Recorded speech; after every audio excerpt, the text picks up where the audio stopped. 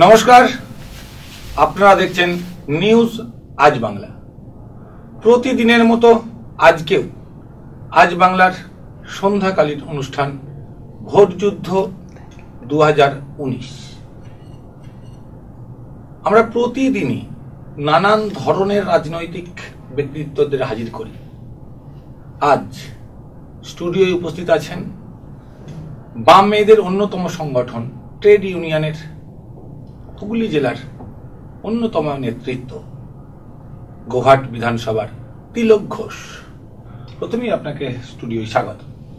নমস্কার আপনাদের সকলকে, আপনাদের চ্যানেল কর্তৃপক্ষ নমস্কার, ধন্যবাদ, শ্রদ্ধা আপনাদের অগণিত শ্রোতৃবৃন্দকে এবং আমাদের আরামবাগ লোকসভা কেন্দ্রের যত ভোটার রয়েছেন তাদের সকলকে শ্রদ্ধা জ্ঞাপন করছি।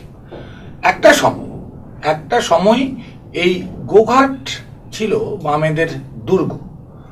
গোঘাটের রাঙা মাটি অর্থাৎ লাল মাটি এর খ্যাতি জগৎজোড়া। বাম আন্দোলনের নেতা থেকে শুরু করে বাম সমর্থকরা বলতো এই লাল মাটিতে লাল পতাকা ছাড়া আর কোনো কিছুই উড়বে না। একটা সময় বিরোধীরা বলেন গোঘাট জুড়ে লাল পতাকা ছাড়া অন্য কোনো পতাকা সেই অর্থে দেখা যেত না। গোঘাট বিধানসভাকে কেন্দ্র করে পরিবর্তনের পর নানান গল্প কথিত আছে এবং সেসব গল্পের অনেকটাই হাড় হিম করা কাহিনী। কেউ কেউ বলেন গোঘাটে প্রচুর মানুষকে খুন করে মাটির তলায় পুঁতে দেওয়া হয়েছিল, প্রচুর নাকি গোঘাট থেকে কঙ্কাল উদ্ধার হয়েছিল। গোঘাট নিয়ে নানান কাহিনী। গোঘাটে নির্বাচন বলে নাকি কিছুই ছিল না। সব মিলিয়ে গোঘাট সবসময় রাজনীতির চর্চার অন্যতম কেন্দ্র আরামবাগ লোকসভা। সেই গোঘাটে এখন বামেরা অনেকটাই নাকি কোণঠাসা। বিরোধীরা বলেন সন্ত্রাস, তৃণমূলের সন্ত্রাসের কারণেই নাকি বামেরা খোলস ছেড়ে বের হতে পারে না। আবার শাসক দল বলেন ওখানে নাকি পতাকা ধরার লোক নেই, পার্টি অফিস খোলার লোক নেই, অধিকাংশ দলীয় কার্যালয় সেই কারণেই বন্ধ।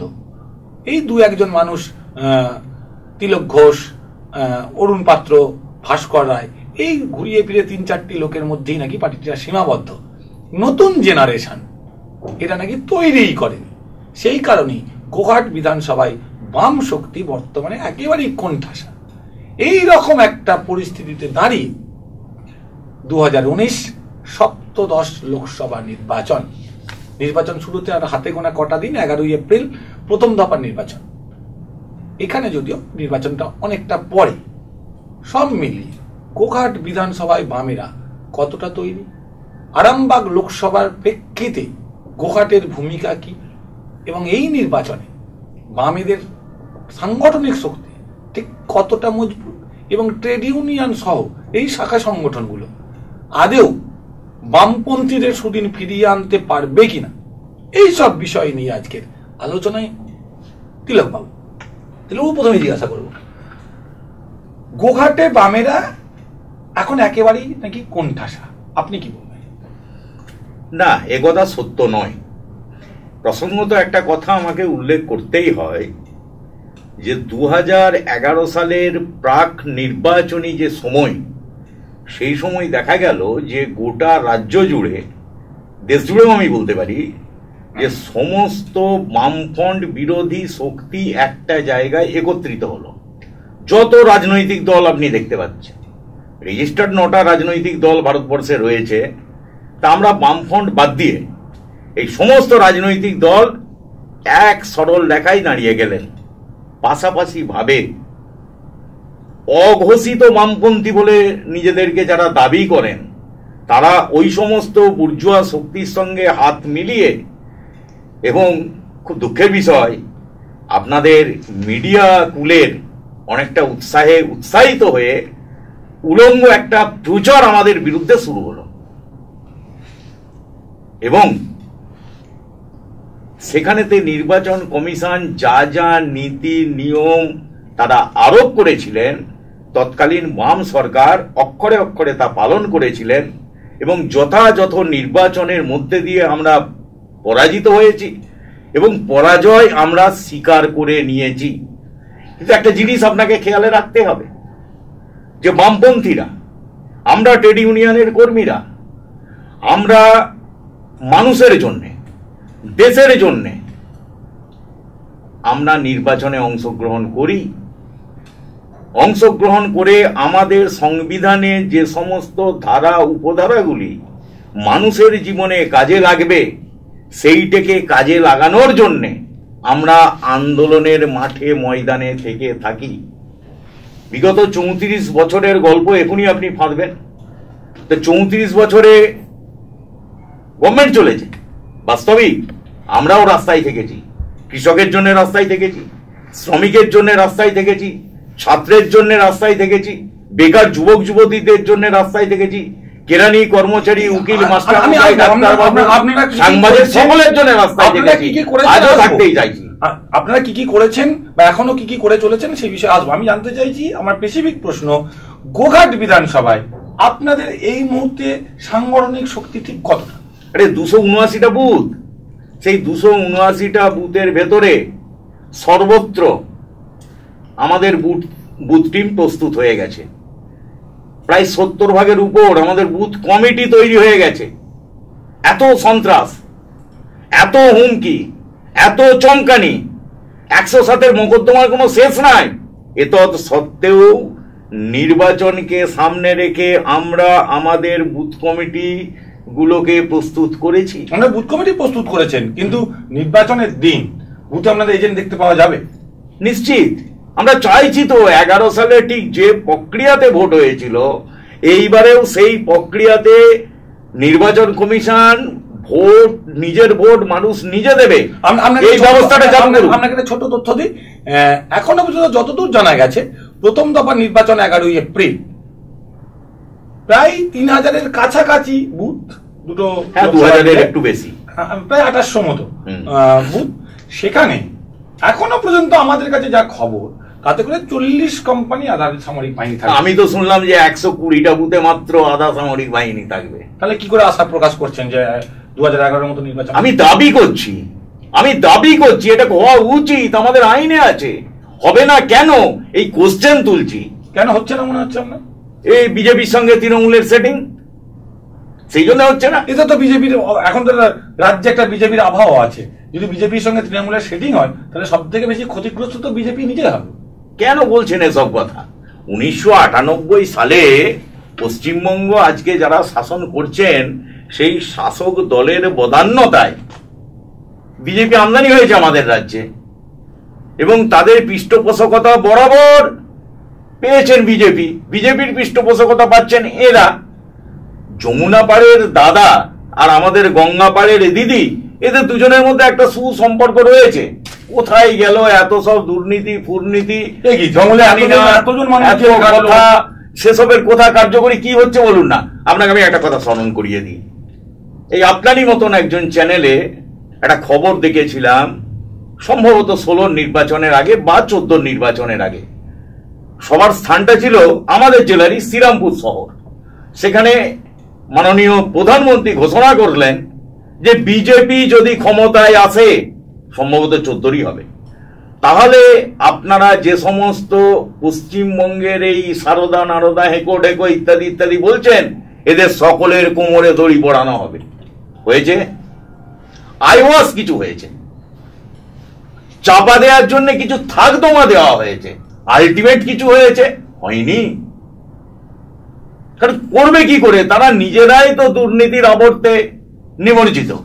কিন্তু মুকুল রায় নিজেই তো বলছেন যে প্রতিটি বুথে আধা সামরিক বাহিনী চাই, হুগলি জেলায় আলাদা নির্বাচন চাই। হাসালেন উনি বলছেন, মাননীয় মুকুলবাবু বলছেন। মাননীয় মুকুলবাবুকে আপনারা জিজ্ঞেস করুন যে ওনার পুত্র এখনো কেন তৃণমূল কংগ্রেসের বিধায়ক।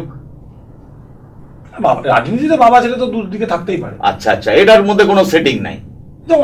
ভারতবর্ষের ইতিহাসে অনেক উদাহরণ। আচ্ছা, তাহলে জয় ব্যানার্জির ক্ষেত্রটা আপনি ধরুন, একই সঙ্গে সংসার করছেন ওনারা দুজনে। সম্ভবত না, কি জানি, আমার কাছে যা খবর যতদূর সম্ভবত। হ্যাঁ, তা সেইখানেতে দুজন দু জায়গায়।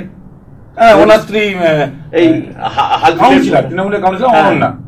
ব্যারাকপুরের ঘটনা দেখুন না, ব্যারাকপুরের ঘটনা সবই সেটিং। কেন বাঁকুড়া থেকে মুনমুন সেনকে তুলে নিয়ে আপনার ওখানে নিয়ে যাওয়া হলো, ওই বাবুল সুপ্রিয়র এগেনস্টে আসানসোল সিটেতে। আসানসোল সিটে যদিও আমাদের জেতার সম্ভাবনা খুব প্রবল, আমার খুব ছোট মুখে বড় কথা বলা হয়ে যাচ্ছে, প্রবল, সেখানে আপনার তুলে নিয়ে যাওয়া হলো।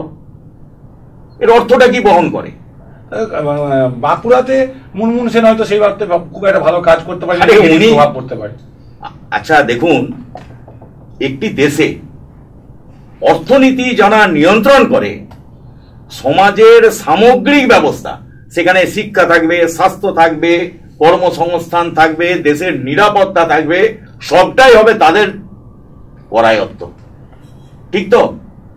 আর এই অর্থনীতিটা কার্যকরী করার ক্ষেত্রে, নীতিটাকে কার্যকরী করার ক্ষেত্রে তার সবচাইতে বড় কক্ষ হলো লোকসভা। আপনি ভাই বলেন তো, ওই ধরনের যারা সাংসদ, আপনারা ওদের অনেক রকম অ্যাডজেক্টিভ দেন, আমি সেসব কথা বলবো না, আপনি বললে বলুন, তাদের সাংসদ হিসাবে তাদের ভূমিকাটা কি? তারা কদিন উপস্থিত থেকেছেন, কতগুলো কোশ্চেন করেছেন, কতগুলো ডিবেটে তারা অংশ নিয়েছেন, এসব রিপোর্ট কার্ড আপনারাই বের করছেন। এসব ট্রেড ইউনিয়ন বার করে না। কেন নিয়ে যাওয়া হলো? আপনার যুক্তি কি? মুনমুন সেনকে আসানসোল কেন নিয়ে যাওয়া হলো? আসানসোল নিয়ে যাওয়া হলো এই কারণে, ওখানে বাবুল সুপ্রিয়কে জেতাতে হবে, এই তো সোজা উত্তর। মানে মুনমুন সেনকে হাঁটতে হবে বলে ওখানে দেওয়া হয়। হ্যাঁ, আবার ঠিক তেমনি করে পাল্টাপাল্টি করা হলো। বীরভূম থেকে ওই ভদ্রলোক অধ্যাপক ওকে নিয়ে যাওয়া হলো যাদবপুরে, ওখানে মিমিকে জিততে হবে। হ্যাঁ, ওখানে জিততে হবে বলে। এসব সেটিং বেটিং এর ব্যাপার তো স্বাভাবিক, এগুলো আপনারা তো বোঝেন। নির্বাচনী যা প্রচার হচ্ছে দেখা যাচ্ছে, তাতে করে মমতা বন্দ্যোপাধ্যায় তো একদম যাতা রকম ভাবে মোদী আক্রমণ করছে। দেখুন, আপনি যতগুলি রাজনৈতিক দলের সঙ্গে এখন পর্যন্ত পরিচিত, নিশ্চিতভাবে আমার থেকে বেশি, সেখানে পূর্ব ঘোষিত নীতি, পূর্ব ঘোষিত কোথায় গিয়ে পৌঁছব, এইটে বামপন্থীরা ছাড়া অন্য কারুর কাছ থেকে কোন রকম দিশা কি দেখতে পাচ্ছেন? হ্যাঁ, সাম্প্রদায়িক দলগুলোর একটা স্বতন্ত্র এজেন্ডা রয়েছে, সেটা তাদের নির্দিষ্ট সম্প্রদায়ের জন্য। এ বাদ দিয়ে ভারতবর্ষে যতগুলি রাজনৈতিক দল দেখছেন, তারা সকলেই এই নির্বাচনী পরিস্থিতিটাকে নিজের পক্ষে রাখার জন্য যা যা করার তাই করছেন। আর আমরা বামপন্থীরা, লেট মি অ্যান্সার, আমরা বামপন্থীরা, আমাদের একটা অতীত আছে, আমাদের একটা ইতিহাস আছে, এ অস্বীকার করতে পারবেন না আপনারা। আপনি ধরেন 59 সালের খাদ্য আন্দোলন, 66 সালের আন্দোলন, 67 সালের যুক্ত ফ্রন্ট, আমাদের লোকেরা সংখ্যায় বেশি, মানে বিধানসভায় জ্যোতিবাবু উপমুখ্যমন্ত্রী, না মুখ্যমন্ত্রী নয়, কারণ আমরা ফ্রন্ট করি, আমরা জোট করি মানুষের জন্য, মানুষের সংগ্রামের জন্য, মানুষের স্বস্তির জন্য, এই সমাজ ব্যবস্থাটা বদলানোর জন্য। 69-এর চেহারা একক সংখ্যাগরিষ্ঠ দল হওয়া সত্ত্বেও আমাদেরকে গভর্নমেন্ট করতে দেওয়া হয়নি 70-এর দশকে, এসব তো হয়েছে। পরে পরে যে ঘটনা ঘটলো আপনার ওই 77 সালে আফটার ইমার্জেন্সি, আপনি ভেবে দেখুন, এক প্রকার আমাদের দল, আমাদের সমস্ত এই ছোট বড় সংগঠন প্রফুল্ল বাবুদের কাছে আবেদন রাখলেন যে আমাদের সঙ্গে আমরা অ্যাডজাস্টমেন্ট চাই মানুষের স্বার্থে। লোকসভাতে আমরা একসঙ্গে ভোট করেছি, এখানে আমাদের কোনো ক্যান্ডিডেট ছিলেন না, এখানে প্রফুল্ল বাবুর জন্য আমরা সকলেই পরিশ্রম করেছি। আমিও তখন ছাত্র আন্দোলন করতাম, আমিও সেই আন্দোলনের অংশীদার ব্যক্তিগতভাবে। সেখানেতে ওরা ঐক্য করলেন না, আমরা কিন্তু ঐক্য চেয়েছি, এবং তার রেজাল্ট কি হয়েছে? প্রথম বামফ্রন্ট 77 সালে আমরা সকলেই জানি। স্বাভাবিকভাবেই এই যে সুদূর প্রসারী একটা নীতি মানুষের জন্য, দেশের জন্য, এটা বামপন্থীদের ছাড়ার কোথায় আছে বলুন তো? লাভ কি? আপনার কথা ধরে দুটো জায়গাতে আসবো। আপনি দুটি কথা বললেন যে সাম্প্রদায়িক দলগুলি আলাদা একটি এজেন্ডা আছে, আর শরিকদের আমরা আলাদা পেজ দিয়েছেন, সেই জন্য কারণেই আপনারা জ্যোতিবাবুকে উপমুখ্যমন্ত্রী করেছিলেন। দুটো জায়গাতে নিয়ে এসেছেন, আমি দুটো আলাদা আলাদা পৃথক পৃথক প্রশ্নে আসবো। সাম্প্রদায়িক দলগুলি বলতে আপনি কাদের দিকে ইঙ্গিত করছেন? বিজেপি কে বলছি, আরএসএস কে বলছি, এবং সিমিলারলি আমি যারা আপনার মুসলমান মৌলবাদী আছে তাদের কথাও বলছি। ভারতবর্ষ তো বহুত্ববাদের দেশ, এখানে তো আপনার খ্রিস্টান মৌলবাদীরাও থাকেন। আমি জানি না আপনি জানেন কিনা, গোটাটা জানা উচিত, আমার থেকে বেশি জানা উচিত। ইংরেজি মিডিয়াম স্কুলগুলোতে যেভাবে ওদের কালচারটা আছে, যীশু খ্রিস্ট মহান ব্যক্তি, এ ব্যাপারে আমার কোনো বক্তব্য নাই। আমি শ্রদ্ধাবোধ রেখে অত্যন্ত বিনয়ের সঙ্গে বলছি, আমিও একটা মিশন স্কুলের ছাত্র ছিলাম। সেখানে যত মত তত মতের কথা সেখানে হতো, কিন্তু এই সমস্ত ইংরেজি মিডিয়াম স্কুলগুলোর যে কালচারটা, তারা ইন্ডিয়ান যে কালচার, সেই কালচারটাকে কি সুকৌশলে ভুলিয়ে দিচ্ছে আপনি নিশ্চয়ই খেয়াল করেছেন। আর এখন তো বিজেপি ইতিহাসই পাল্টে দিচ্ছে। যাদের স্বাধীনতা আন্দোলনে কোনো ভূমিকা নাই, তারাই হচ্ছেন সবচেয়ে বড় দেশপ্রেমিক। একই অভিযোগ অবশ্য তৃণমূল কংগ্রেসও বারবার তুলছে, আপনারাও তুলছেন। এই কারণে তৃণমূলের সঙ্গে আপনারা সহমত যে বিজেপি সাম্প্রদায়িকতা। নিশ্চিত, তৃণমূলকেও আমরা সাম্প্রদায়িক, সাম্প্রদায়িক শিওর। ওরাও তো সুপ্তভাবে একটা সম্প্রদায়কে আপনার তোল্লা দিচ্ছে। আপনি বলুন, ইমাম ভাতা চালু হলো, এ সম্পর্কে আপনার কাছে কি খবর আছে বলুন তো? কেনই বা চালু হলো? ইমামরা অনেকটা পিছিয়ে পড়া। কোথা থেকে টাকা দেওয়া হচ্ছে? সরকার দিচ্ছে টাকা। ওয়াকফ বোর্ড কোথায় গেল? এসব আছে তো, অনেক কিছু ব্যাপার আছে, আমার থেকে আপনি কম জানেন। বলুন না। আমি আপনাকে একটা কথা বলবো। এই যে 10,000 খারিজি মাদ্রাসাকে রেকগনাইজড দেওয়ার কথা ছিল, কটা হয়েছে বলুন দেখি? সম্ভবত হয়নি। বিজ্ঞান পড়ানোর কথা ছিল, সেখানে নতুন প্রযুক্তি আমদানি করার কথা ছিল, হচ্ছে না। কেন হচ্ছে না? তাদেরকে একটা নির্দিষ্ট গণ্ডির মধ্যে বেঁধে রাখতে হবে এবং ভোট ব্যাংক তৈরি করতে হবে। সোজা হিসেব। এখানে কোন রকমের আপনার অন্য কোনো ভাবনা নাই। আপনি বলছেন আপাতত দৃষ্টিতে তৃণমূল বিজেপির যে বোঝাপড়া, এই বোঝাপড়াটা জন্য সার্বিক প্রক্রিয়াটা আপনাকে লক্ষ্য করতে হবে। কেবলমাত্র নির্দিষ্ট একটা কথা, নির্দিষ্ট একটা স্লোগানের উপরে দাঁড়িয়ে আপনি সিদ্ধান্ত নিতে পারেন না। আপনি তৃণমূলের মাদ্রাসার কথা বলছেন, ইমাম ভাতার কথা বলছেন, পাশাপাশি এটাও তো হচ্ছে, বলুন, এটা তো অস্বীকার করবেন না। অনুব্রত হাজার হাজার কীর্তনিয়াকে খোল করতাল দিচ্ছে। কোনটা? আপনি বীরভূমে দেখেননি? অনুব্রত বিজেপির তৃণমূলের জেলা সভাপতি প্রচুর খোল করতাল। আপনাকে আমি একটা কথা বলি, শুনুন। আপনারা নিশ্চিত এটা দেখেছেন যে আমাদের রাজ্যটার কথাই বলি, আমাদের রাজ্যের একবারে আপনার বনাঞ্চল, মানে জঙ্গলমহল থেকে শুরু করে আর ওই পাশের আপনার ওই গঙ্গাসাগর পর্যন্ত, আর এইদিকে একদম শেষ সীমানা যদি দীঘা ধরি, আর ওখানে তো দার্জিলিং, এর ভেতরেতে বামেদের মজুরির আন্দোলন, শ্রমিকদের ন্যায্য মজুরির আন্দোলন, কৃষি মজুরদের ন্যায্য মজুরির আন্দোলন, জমির সংস্কার করা, হাজার হাজার লক্ষ লক্ষ একর জমি বেনামে কুকুর ছাগল বেড়ালের নামে হাতি ঘোড়ার নামে রেখে দেয়া, সেগুলোকে গভর্নমেন্টের 1 নম্বর খতিয়ানে নিয়ে গিয়ে সেইগুলোকে বন্টন করা, বর্গা আইন চালু করা এবং কার্যকর করা, এবং গোটা রাজ্য জুড়ে যেখানে 25%-এর নিচে স্বেচ্ছাসেবিত এলাকা ছিল, বামফ্রন্ট সেটাকে প্রায় 75%-এ নিয়ে গেল, স্বেচ্ছাসেবিত করলো।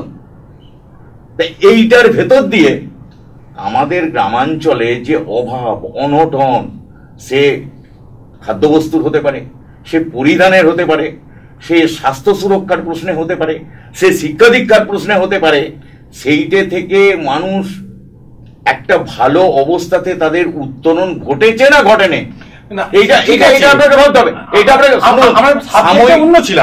আমার কথা হচ্ছে অনুব্রত মণ্ডল এতজনকে খোল করতাল দিল, ওটা একটা গিমিক, ওটা একটা নির্বাচনী গিমিক। নকুলদানার গল্পও শুনছি, আবার ঢাকের চোরাঞ্চন শব্দও শুনছি, আবার পাঁচন, ওদের ওখানে নাকি পাঁচন মানে হালপাজনা লাঠি, আমাদের এখানে যেটা হালপাজনা লাঠি বলে গরুকে টাঙানো হয়, সেটা ওখানে পাঁচন বলে। তো সেটার কথাও বলছে, আবার বলে রাস্তায় উন্নয়ন দাঁড়িয়ে আছে। আর নির্বাচনের সময়, পঞ্চায়েত নির্বাচনে আপনাদের টিভিতেও তো আমি অনেক ছবি দেখেছি, বিরোধীরা ওখানে নমিনেশন করতে গেলে বিডিও অফিস এসডিও অফিসগুলোর কি চেহারা হয়েছিল। স্বাভাবিকভাবে ওগুলো গিমিক, ওগুলো সন্ত্রাস তৈরি করার, মানুষের মধ্যে একটা ভয়ের বাতাবরণ তৈরি করার একটা বন্দোবস্ত, কোনোটা সুগার কোটিং করে আর কোনোটা একটু তেতো করে, জাস্ট দিস, এর বাইরে কিছু নয়। না না কিচ্ছু না, কিচ্ছু না। আমরা আবার একটা ভোটের প্রসঙ্গে সরাসরি ফিরে আসি। যে প্রথম দফার যে নির্বাচন তাতে এখনো পর্যন্ত যা জানা যাচ্ছে যে বুথে আধা সামরিক বাহিনী কতটা থাকবে বা থাকবে না। ইতিমধ্যেই আজকে যারা ভোট কর্মী শিক্ষকরা তুমুল বিক্ষোভ দেখিয়েছে, পথ অবরোধ করেছে, যে তারা পরিষ্কার স্লোগান দিয়েছে আধা সামরিক বাহিনী যদি না থাকে তারা ভোট করাতে যাবে না। এটা নিয়ে আজ দুপুরের পর থেকেই এলাকা উত্তপ্ত হয়েছে, পথ অবরোধ থেকে শুরু করে যাদা কান্না চলছে। ধরে নেওয়া যাক যদি নির্বাচন অধিকাংশ বুথই রাজ্য পুলিশ দিয়েই হয়, সেক্ষেত্রে বামেরা ভোটের ব্যাপারে কতটা আশাবাদী? এখন দেখুন, আমাদের কর্মীরা, আমাদের বন্ধুরা র্যাঙ্ক অ্যান্ড ফাইল, তারা আজকে বিজেপির এই যে অপশাসন, দুর্নীতি, এবং ভারতবর্ষ স্বাধীন হওয়ার পর থেকে এত বড় দুর্নীতিগ্রস্ত সরকার আর হয়নি। আপনি যদি সময় দেন আমি বলে দেবো।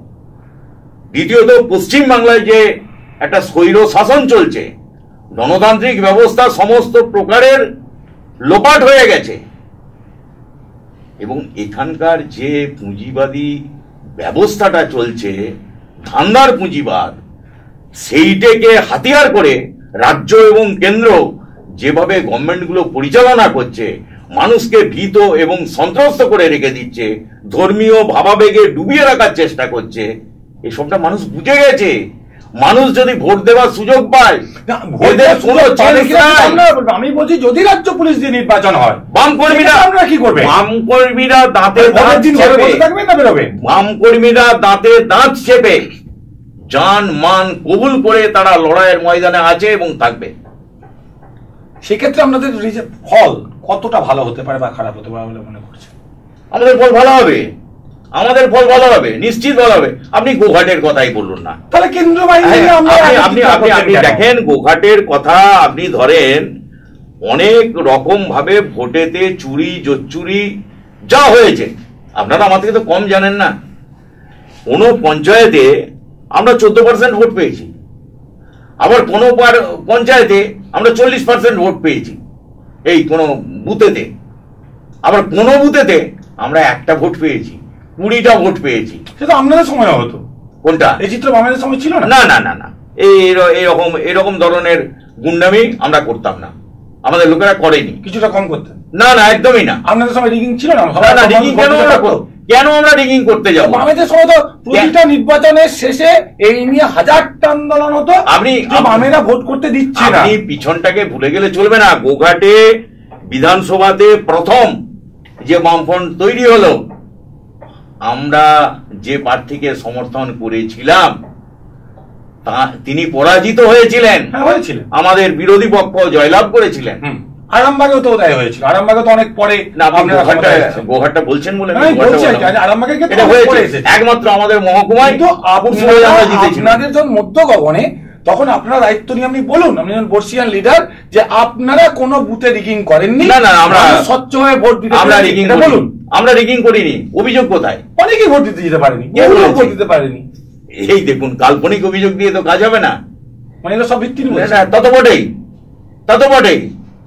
211টা এমএলএ জেতবার পর অন্য দল থেকে এমএলএ ভাঙিয়ে ট্রেজারি বেঞ্চে আনার কোনো দরকার আছে কি? বর্তমান শাসক দল কিন্তু তা করেছেন, এবং সে ধারা এখনো অব্যাহত। এটা কি রাজনৈতিক শিষ্টাচার? তার মধ্যে ধরুন নির্বাচন চলছে, নির্বাচন তো প্রক্রিয়া ইতিমধ্যেই শুরু হয়ে গেছে। ডেফিনেটলি এখন মতো আপনার এলাকায় শাসক দল সন্ত্রাস করছে বা শাসক দল ভোটে বাধা দিতে পারে, এইরকম পরিবেশ তৈরি করছে, এমন কোনো ঘটনা আছে? বই কি এখন নিশ্চিত। কিরকম? এই তো আপনি এমন একটা প্রশ্ন করে ফেললেন যে খুব ব্যক্তিগত প্রসঙ্গ উঠে যায়। আপনাদের সাংবাদিকরা গিয়ে দেখে এসেছেন এই দোলের দিনকে রাত্রেবেলা 12:30টার পর আমার ঘরে যা ঘটনা ঘটেছে। হ্যাঁ, আমরা ক্যামেরাতে দেখিয়েছিলাম, আমরা টিভির পর্দাতেও। আমি আরো বলবো, খানাকুলে আমাদের একটা দলীয় অফিসের কি অবস্থা হয়েছে। আমি আরো বলবো, আমার একজন যুব কর্মী এই কদিন আগে তার পা ভেঙে দেওয়া হয়েছে বেঙ্গাই অঞ্চলে। হরে কৃষ্ণ মুখার্জি, তার পকেটে সে এলআইসির এজেন্সি করে, পয়সা কড়ি ছিল, সেটা ছিনিয়ে নেওয়া হয়েছে। আমাদের আরেক নেতা অসিত মুখার্জি, তার দরজা ভেঙে দেওয়া হয়েছে। এটা হচ্ছেই। আর হুমকি হাঙ্কা তো চলছেই, হুমকি হাঙ্কা চলছেই, এটা অবিরত, বন্ধ নাই। কিন্তু শাসক দল তো বলছে এগুলো সবটাই আপনাদের নিজেদের লোকেরাই করছে, তারা এর সাথে কোনো সম্পর্কই নেই। কোনটা ঠিক বলুন দেখি? আমাদের দূরবীন দিয়ে দেখা যায়নি এটা ঠিক, না আমাদের দলটা বিরাট বড় আগের অবস্থাতে আমরা রয়েছি, ফলে আমাদের ভিতরে মদতদ্রোহিতা রয়েছে, আমরা নিজেরা নিজেদেরকে মারছি? কোনটা ঠিক? কোন কথাটা ঠিক আপনাদের? এটা শাসকের অভিযোগ যে হচ্ছে না। শাসকের কথা যদি আপনাদের মুখ দিয়ে আসে, না না আপনাদের মুখ দিয়ে যদি আসে, তাহলে যাদের দূরবীন দিয়ে দেখা যায় না, তাহলে কি করে রাত্রেবেলায় ঘটনা তারা ঘটাবে বলুন? তারা হরেকৃষ্ণ মুখার্জির পাটা কি করে সন্ধ্যাবের পর ভাঙবে বলুন? এটা কি করে হয় বলুন? এটা আপনাকে ভাবতে হবে তো।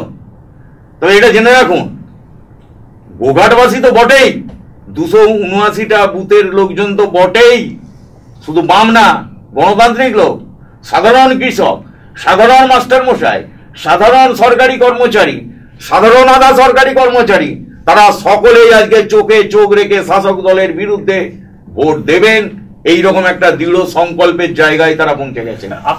আপনি দেখেছেন এই কদিন আগে, 2-3 দিন আগে আপনার এলাকাতে বিজেপি একটা মিছিল করলো, প্রচুর মানুষ নিয়ে বিজেপি প্রার্থী মিছিল করেছে।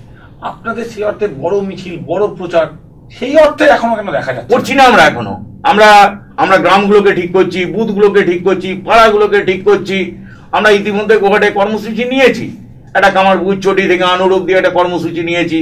আমরা গোঘাট ওই গঞ্জ এলাকাটার মধ্যে একটা কর্মসূচি নিয়েছি। আগামী কালকেও আমাদের এই ধরনের কর্মসূচি রয়েছে দক্ষিণ গোঘাটে।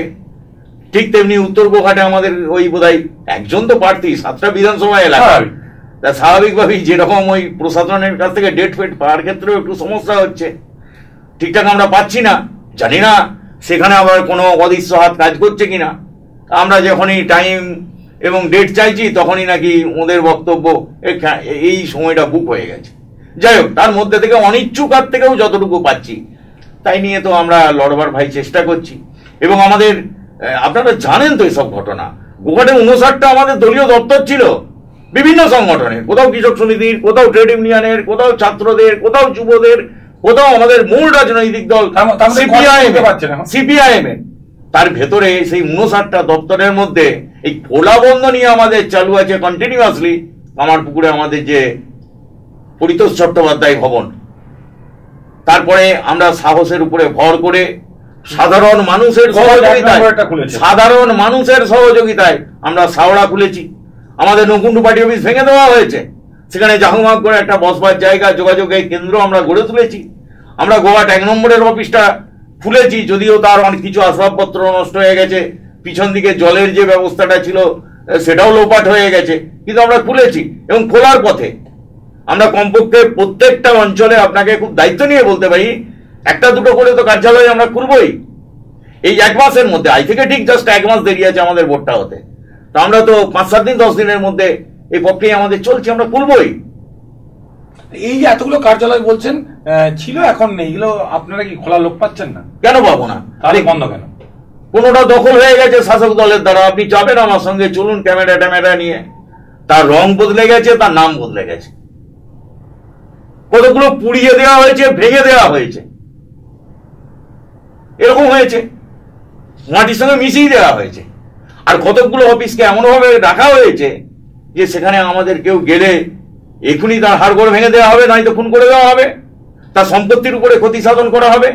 আচ্ছা তিলকবাবু, এখনো গোঘাটের বাম নেতৃত্ব বলতে যেটা বোঝায়, সেই অর্থে দেখা যাচ্ছে কামারপুকুরের দিকে আপনি, অসিত মুখার্জি, দেবু চ্যাটার্জি, অরুণ পাত্র, এখানে ভাস্কর রায়, সব কিন্তু অনেক পুরনো মুখ, নতুন মুখেরা কোথা? আপনি খেয়াল করেননি, পুরনো এবং নতুনদের সংমিশ্রণেই আমাদের দল পরিচালিত হয়। সুতরাং আমাদের ছাত্র থেকে সবে লেখাপড়া শেষ করে যুবক হয়েছে তারা আছেন, অল্প বয়সী মেয়েরা আমাদের সংগঠনের অভ্যন্তরে রয়েছেন, সকলেই রয়েছে। দেখা যাচ্ছে না কেন দেখা যাবে না? আমাদের মিছিলগুলোতে দেখেননি আপনি? মিছিলে দেখা যায়, মিছিলে দেখেন। নতুন জেনারেশনকে কোথায় তুলে এনেছেন, নাম বলুন। নেতৃত্ব হিসাবে আপনারা যদি সেরকম ভাবে প্রোগ্রাম করেন, আসবে আমাদের যুব ফেডারেশন থেকে, আসবে আমাদের অন্যান্য সংগঠন থেকে, আমরা পাঠাবো আপনাদের কাছে। গুয়াহাটির নেতৃত্ব আছে। আর একটি বিষয় নিশ্চিতভাবে হয়তো দেখতে পাবো আমরা গুয়াহাটির নতুন জেনারেশনকে, পুরনো দিনের পার্টির নেতৃত্ব কতটা তৈরি রেখেছেন সে ছবি বা সেই কার্যকলাপ আগামী দিনে নিশ্চয়ই দেখা যাবে। কিন্তু এই মুহূর্তে গোঘাটের সব থেকে যেটি বিতর্কিত ইস্যু, যেটি নিয়ে শুধু গোঘাট বা আরামবাগ লোকসভা নয়, রাজ্য রাজনীতিতেও চর্চিত বিষয়, গোঘাটের রেল ভাবাদিঘি। আরামবাগ থেকে কামারপুকুর যাওয়ার পথে গোঘাট এসে রেল থমকে গেছে। মাঝখানে ভাবাদিঘি জটের কারণেই রেল লাইন সম্পূর্ণ নয় বিষ্ণুপুর পর্যন্ত। শাসকের বারবার অভিযোগ, এই ঘটনাটা সিপিএম এর বামপন্থীরা একদম স্পেসিফিক করে একবার নয় একাধিকবার গোঘাটের বিধায়ক সহ গোঘাটের তৃণমূল নেতৃত্ব অভিযোগ তুলেছেন, এরাই ঘটলা পাকাচ্ছে, এদের জন্যই গোঘাটের ট্রেন লাইন হচ্ছে না। আপনি কি বলবেন? প্রথম কথা আপনাকে যেটা বলবো, তারকেশ্বর থেকে বিষ্ণুপুর রেল লাইনটা হোক, এই দাবিতে আমরা পুরুলিয়া থেকে কলকাতা পর্যন্ত পদযাত্রা করেছি এই দাবিতে। কতদিন আগে সেটা অবশ্য অনেকদিন হলো, আমার জাস্ট তারিখ মনে নাই।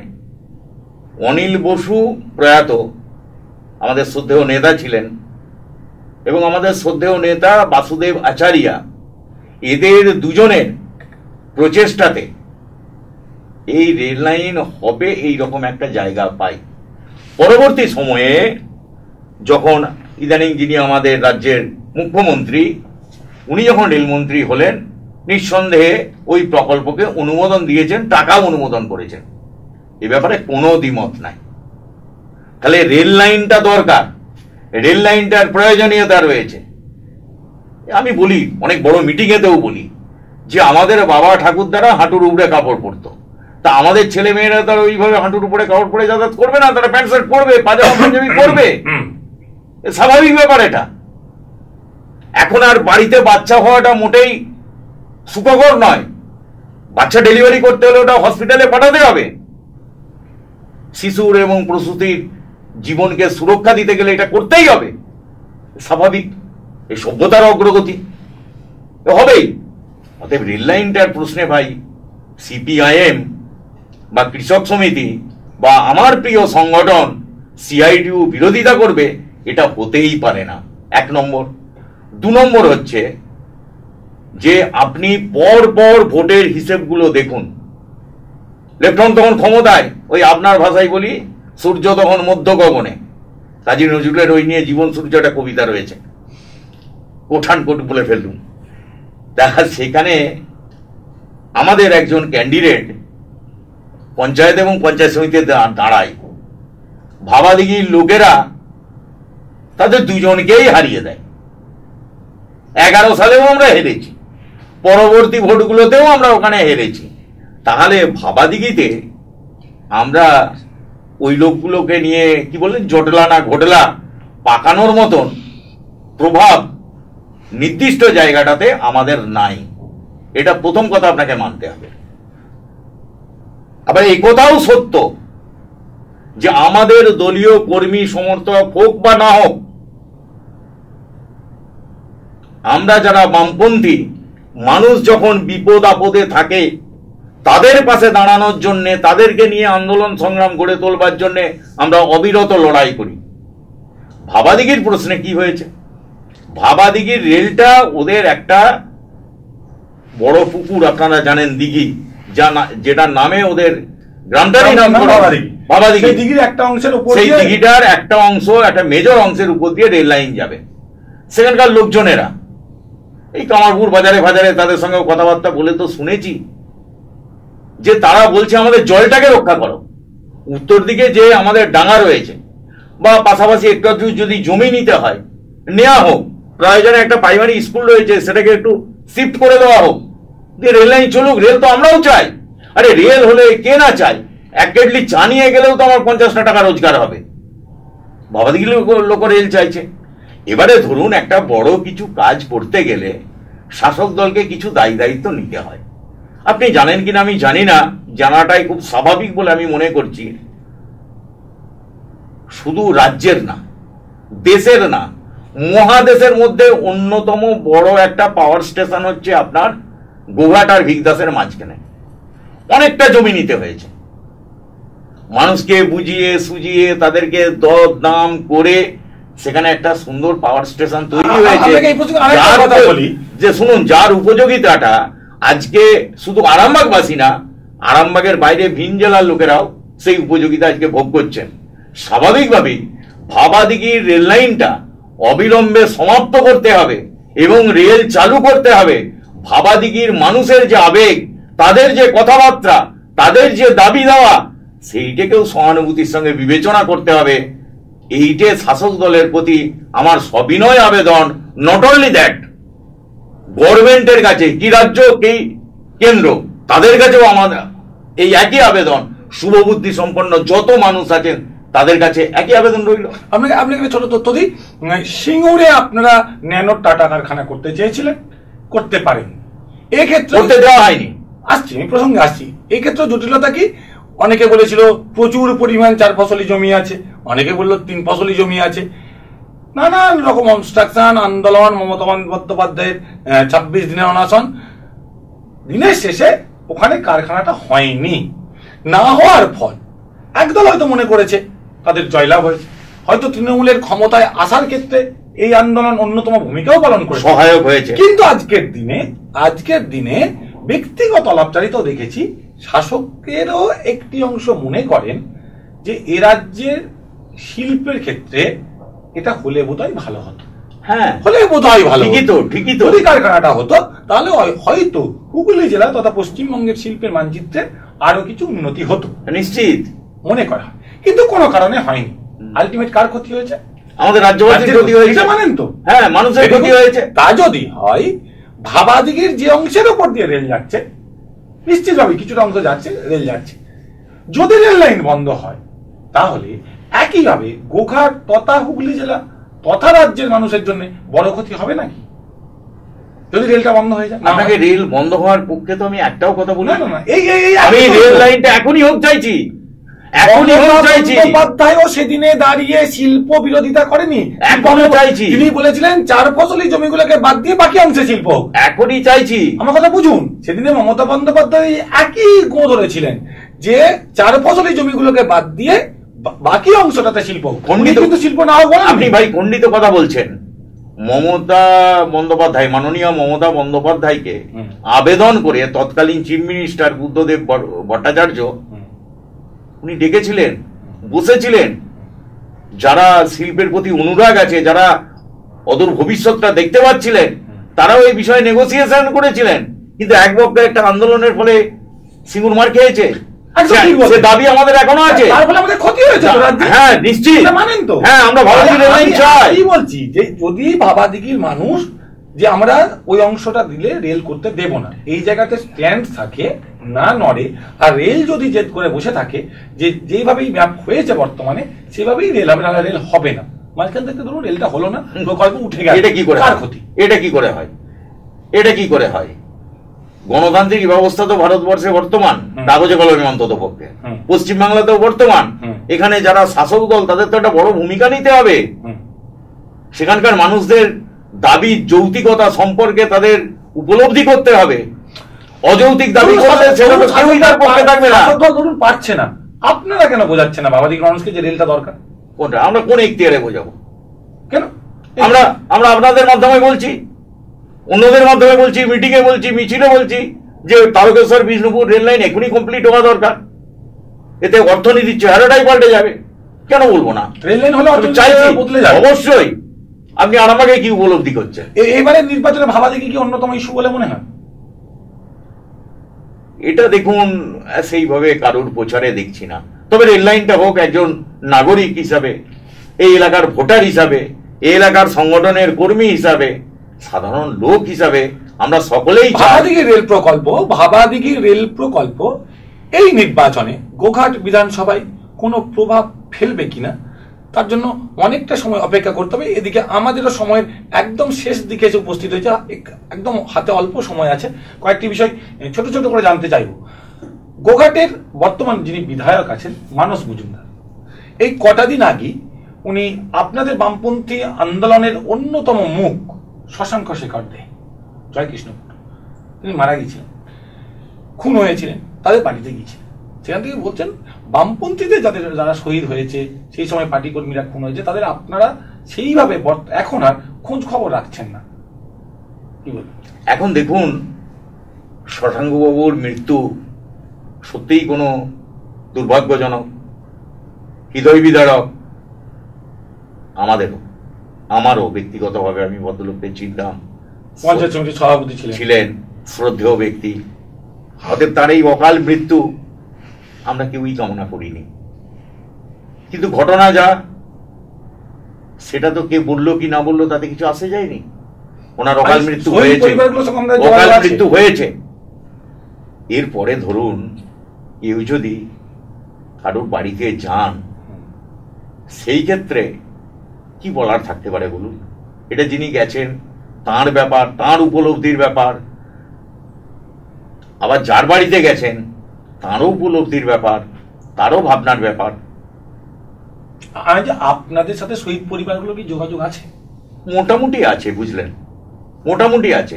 একেবারে সকলকে বিরাট কিছু করে দিতে পেরেছি বা করে দিচ্ছি এরকম দাবি করতে পারবো না, কিন্তু তাদের সঙ্গে যোগাযোগ আছে। আচ্ছা, একেবারে আবার একটা প্রশ্নে আসি। আপনার বিধানসভাতে যিনি আপনাদের বাম দলের বিধায়ক ছিলেন এক সময়, বিশ্বনাথ কারক, তিনি এখন বিজেপিতে চলে গেছেন।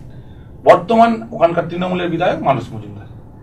তার সময়কালে, তৃণমূলের সময়কালে গোঘাটের উন্নয়ন ঠিক কতটা হয়েছে বলে মনে করছেন আপনি? দেখুন, সেই অর্থে গোঘাটের নতুন কিছু হয়েছে এটা মনে করা যাচ্ছে না। নতুন হয়েছে বললে তো আমাকে গড়াতেই বলতে হয়, কামারপুকুর কমিশনিং টাউনের জায়গায় যাচ্ছে। আমরাও পারিনি, আমরা চেষ্টা করেছিলাম, কিন্তু শেষকালে আর সেটা হয়ে উঠলো না। একটা কমিউনিটি হল খুব দরকার ছিল, হয়ে ওঠেনি, এখনো হয়ে ওঠেনি। স্ট্রিট লাইট কামারপুরে ছিল, আরো অনেক জায়গাতে বিচ্ছিন্নভাবে ছিল, সেইগুলো যুগের প্রয়োজনে একটু আলোর জ্যোতিটা বেড়েছে। এটাকে বিরাট উন্নয়ন কি করে বলবো বলুন তো? কি করে বলবো বলুন? দুটো কলেজ আছে আমাদের বিধানসভার ভেতরে, কলেজ আছে, আপনি খোঁজ খবর নিয়ে দেখুন। ছাত্র আছে, মারামারিতে ভরা, শিক্ষক নাই, তা কি করে চলবে? স্কুলগুলোর দিকে তাকান, আপগ্রেডেশন আমাদের আমলেও হয়েছিল, এই সময়ে অনেকগুলো স্কুলে আপগ্রেডেশন হয়েছে, মানে এইচএস হয়েছে। আমি এটা বলতে চাইছি, কি গার্লস স্কুল, কি বয়েজ স্কুল, কি কো এডুকেশন স্কুল, সব স্কুলগুলোতে টিচারের ক্রাইসিস। 2000 টাকা দিয়ে মাস্টার মশাই রাখবো, আপনি বুকে হাত রেখে বলুন তো? আমি শুনেছি পেশায় আপনিও মাস্টার মশাই, আপনি পাবেন 30,000 টাকা মাইনে, আর আপনার পাশে একটা এক্স, সেও হয়তো অনার্স করেছে, সেও হয়তো ফার্স্ট ক্লাস পেয়েছে কি হাই সেকেন্ড ক্লাস পেয়েছে, সেভাবে 2000 টাকা মাইনে। না, এটা আমাদের বোঝার ভুল হচ্ছে। এটা যেটা বলা হচ্ছে ইন্টার্নশিপ, এটা স্থায়ীভাবে 2000 টাকা পেতে থাকে এমন নয়। শিক্ষা শেষে কিছুদিনের জন্য টিচিংটা অভ্যাস করানোর জন্য এদের নিয়োগ করা হবে। এটা স্থায়ী শিক্ষক কিন্তু নয়। স্থায়ী আমি বলছি না, কিন্তু তাদের ক্লাস নিতে হবে, তাদের 24-25টা করেই ক্লাস নিতে হচ্ছে। আপনি খোঁজ নিয়ে দেখুন না, আরে যেগুলো প্যারা টিচার ছিল তাদের মাইনেটা তো খানিকটা বাড়ানো যেত। আমরা দাবি করেছি এক মিনিট, সপ্তম কমিশনের, সপ্তম যে বেতন কমিশন, তাদের সুপারিশ অনুযায়ী যে এই সমস্ত প্রকল্প ভিত্তিক যারা কাজকর্ম করেন, হতে পারেন প্যারা টিচার, হতে পারেন আংশিক সময়ের শিক্ষক, হতে পারেন আংশিক সময়ের অধ্যাপক, হতে পারেন তিনি মিড ডে মিল কর্মী, হতে পারেন তিনি আশা কর্মী, হতে পারেন তিনি ICDS কর্মী ইত্যাদি, যা হতে পারে, শিক্ষাবন্ধু, শিক্ষামিত্র, প্রত্যেকের 18,000 টাকা করে মাসিক মাইনে দিতে হবে। এই দাবি আমরা করেছি। সেই দাবিতে আপনি দেখেছেন কলকাতাতে আমরা রাজ্যে গেছি, আমরা দিনের পর দিন আন্দোলন করছি, আমরা পদযাত্রা করছি, এবং আমরা বলেছি 60 বছর পেরিয়ে গেলে কৃষক, শ্রমিক প্রত্যেকে 6,000 টাকা পেনশন দিতে হবে। একদমই তাই, আপনাদের একাধিক দাবি আছে। আমরা অনুষ্ঠানের শেষ প্রান্তে এসেছি। একদম আপনাকে শেষ প্রশ্ন, এবারের নির্বাচনে আরামবাগ লোকসভার অভ্যন্তরে গোঘাট বিধানসভায় আপনারা দলীয় প্রার্থীকে আমাদের প্রার্থী শক্তিমোহন মালিক আপনার হাতুড়ি তারা চিহ্নে ভোট দিয়ে আমরা শক্তি মালিকের জয়কে সুনিশ্চিত করবই করব। আপনার বিধানসভা কি লিড দিতে পারবে? আমি আপনাকে আগেই বলেছি, এর প্রাথমিক শর্ত হচ্ছে গণতান্ত্রিক ব্যবস্থা, ফ্রি অ্যান্ড ফেয়ার ইলেকশন হবে, তখন এই প্রশ্ন আসবে। আর যদি ওই মাননীয় লোকেরা যেসব কথাবার্তা বলছেন, কাগজেই দেখছিল যে একজন পুলিশ অবজারভার এসছেন, তিনি এসে মন্তব্য করেছেন যে রাজ্য পুলিশই সব পারবে না বিজে না। আচ্ছা ভাই, এটা যদি সত্য হয় তাহলে বিরাট বড় আইপিএস অফিসার রাজীব কুমার, তার ওই কোথায় আমাদের রাজ্যের বাইরে গিয়ে সব জেরা টেরা হলো না, সুপ্রিম কোর্ট পর্যন্ত মামলা হলো না, হলো তো। আর এক মহিলা সিপিএম কে উৎখাত করে যিনি ওই মাটা সব বলছিলেন টলছিলেন, তিনি আজকে কোথায়? তিনি বিজেপির প্রার্থী হয়েছেন। তিনি বিজেপির প্রার্থী হয়েছেন। কেজি কেজি সোনা, তজরুপ ফজরুপ, নানান রকমের অভিযোগ সোনা টোনা যাচ্ছে। স্বাভাবিকভাবেই আমি রাজ্য পুলিশের উপরে আমার 100% আস্থা আছে, কিন্তু পশ্চিমবাংলায় সে পরিবেশ নাই। তাদেরকে কাজ করতে দেওয়া হবে না, তাদের কাজ করতে দেওয়া হবে না, তাদের ডিএ বাকি রাখা হবে, তাদের ফ্রি অ্যান্ড ফেয়ার আইন, আপনার আইপিসির যে রুলগুলো আছে তা তাদের কার্যকরী করতে দেওয়া হচ্ছে না। যাই হোক, 2019-এর নির্বাচন যদি গণতান্ত্রিক পরিকাঠামোতে দাঁড়িয়ে সুস্থির নির্বাচন হয়, যদি মানুষ অবাধে তাদের ভোটাধিকার প্রয়োগ করতে পারে, তাহলে তিলক বাবুর দাবি আরামবাগ লোকসভা কেন্দ্রে তাদের প্রার্থী বিপুল ভোটে জয়ী হবে বা বাম প্রার্থীর ভোট বাড়বে, বা কি পরিস্থিতি দাঁড়ায়, বা ভোটের দিন কতটা নিরপেক্ষ নির্বাচন হয়, এই সমস্ত খবর নিশ্চয়ই ভোটের দিন আপনারা আবার আজ বাংলার পর্দায় দেখতে পাবেন।